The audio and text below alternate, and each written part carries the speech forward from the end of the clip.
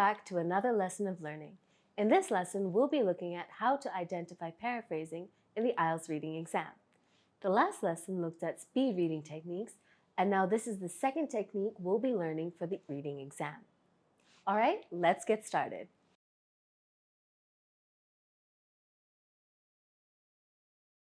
First of all, let's get a clear definition of what paraphrasing is. Paraphrasing is basically when the wording changes but the meaning remains the same. This can be done in numerous ways, and we'll be looking at that now. But before that, it's important to remember that the IELTS is testing your English and that it's not necessary to read everything and understand the whole text. You just need to answer the questions and find the information that you need to answer the question as well as understand the meaning. Now, let's look at the forms of paraphrasing, and what I mean is how paraphrasing can appear in the IELTS reading exam. This can be done through synonyms, changing the grammatical structure, the use of the active or passive voice, and the use of set phrases.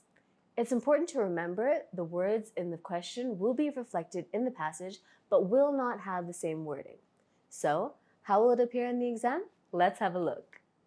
For synonyms, if the original sentence is something like, "The hardest language to learn is Japanese," the paraphrase sentence could be, "Japanese is a language considered as one of the most difficult to master." For sentence structures, the original sentence might look like, "Though Amy is the youngest in her class, she is at least 5 inches taller than her classmates," whereas the paraphrase sentence could look like, "Amy is taller than the other students in her class by 5 inches or more, despite being the youngest there." The order of the sentence structure has changed, but it still conveys the same meaning.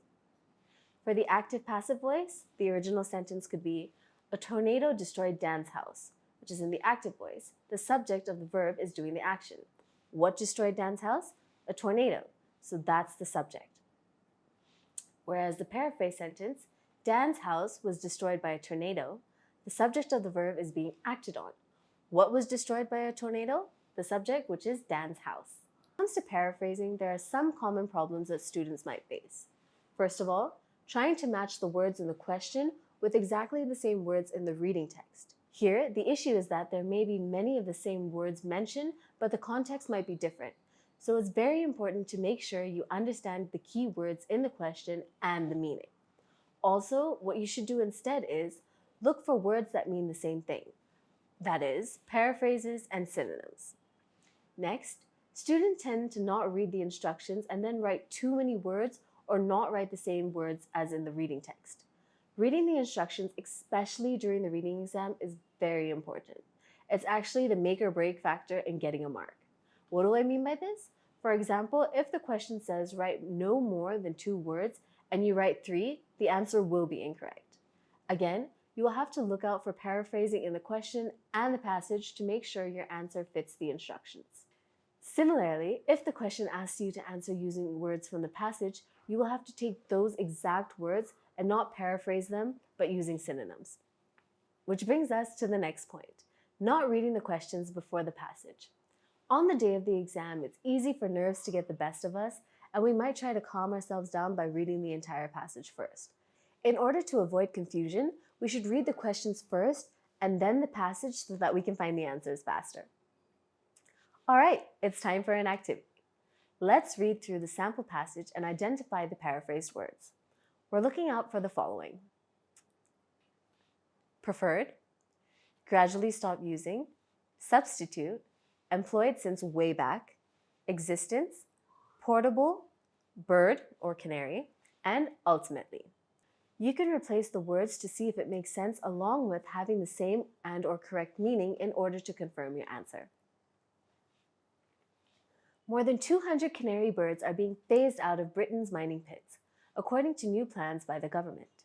Modern technology is being favored over the long-serving yellow-feathered friend of the miner in detecting harmful gases which may be present underground.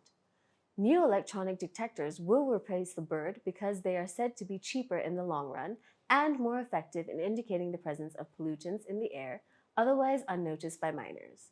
The gas detectors will be handheld and carry a digital reading which appears on a screen alerting miners to the extent of the gases. You can take a moment to find the paraphrase words and then we'll go through it. For preferred, we can say that the matching word is favored, and we can replace it by saying modern technology is being favored or modern technology is preferred. For gradually stop using, here it's phase out. More than 200 canary birds are being phased out of Britain's mining pits. Now for substitute, we can say replace. New electronic detectors will replace the bird, or the birds will be substituted. For employed since way back, we can say long-serving, being favored over the long-serving yellow-feathered friend of the miner. For existence, we can say presence, indicating the presence of pollutants in the air otherwise unnoticed by miners. For portable, we can say handheld. The gas detectors will be handheld and carry a digital reading which appears on a screen. For bird or canary, we can say yellow-feathered friend, and the sentence is over the long-serving yellow-feathered friend of the miner. Now, for ultimately, it's equivalent to in the long run. The bird, because they are said to be cheaper in the long run and more effective. All right, now you can have a go at the next activity. Remember to read the instructions first and then proceed. Look out for paraphrase words and phrases as well. I hope you were able to complete the exercise. Stay tuned for some bonus content at the end where I'll go through the exercise and the answers. Before we end the lesson, let's look at some tips. First of all, check out how many words it asks you to write.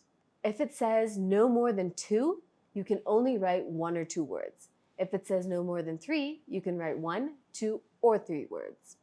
Sometimes the question will state using words from the text or from the text. In this case, you should only use words from the text and not change them or use different forms of the words. If it does not say this, then you're allowed to change the words as long as the meaning is still the same. The answers usually appear in the same order as the questions. The answer to number 1 will be above number 2, and the answer to number 3 will be below the answer to number 2. Remember that your answer should be grammatically correct. Check the type of word that fits in the space. Is it a verb, noun, adjective, or adverb? This will help you answer the question correctly. When scanning for your answer, make sure you're thinking about paraphrasing and synonyms. And last but not least, read the questions before reading the text. As promised, here's the bonus. Let's go through exercise 2 together. The exercise of the passage titled The Endangered African Rhino is one of many examples as to how paraphrasing works. So let's go through the answers. What was the African rhinoceros compared to?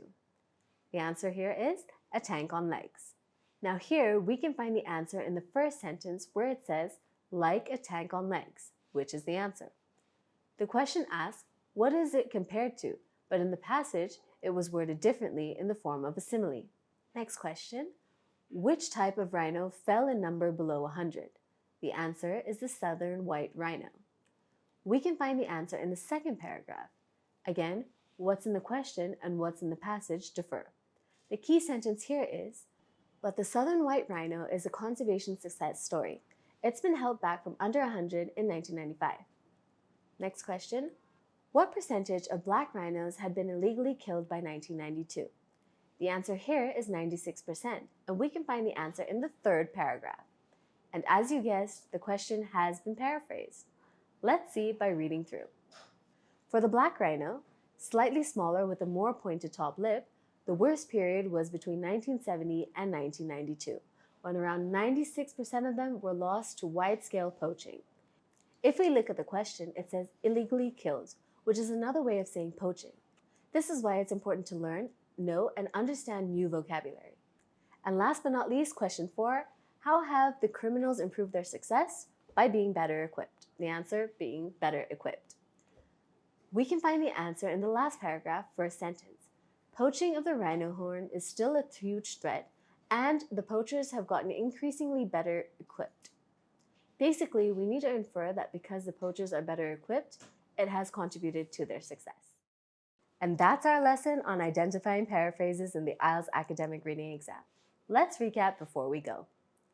During this lesson, we looked at what paraphrasing is in terms of the IELTS exam, the importance of understanding paraphrasing, how to identify paraphrases in the reading exam, and a few helpful tips.